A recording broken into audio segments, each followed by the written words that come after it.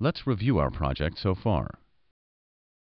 We have here the DVD-ROM drive, our floppy drive, our hard drive, our DIMM or RAM chip. Here are the cards: the AGP or video card, the network card or modem card, and the sound card.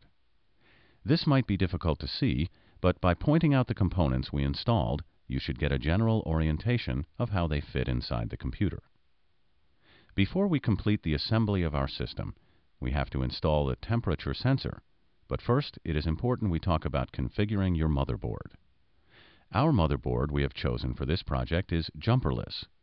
That means we do not have to set any jumpers on the board to configure it. We will configure our motherboard through the BIOS, or built-in software, when we start the computer for the first time. It is very important that you set your jumper settings if your motherboard is not jumperless. If you do not have a jumperless motherboard, now is the time you should consult your manual and follow the directions for configuring it. You will want to configure your board so it is set properly for the CPU you have before you turn it on, or you may cause damage to the processor. Now let's finish up by installing the temperature sensor. This is where I'll insert the connector for the temperature sensor cable.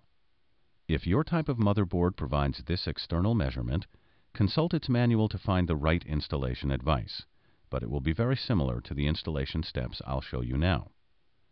After I plug the connector to the motherboard, I have to attach the temperature sensor, you see here at the end of the cable, to the metal heatsink of the CPU.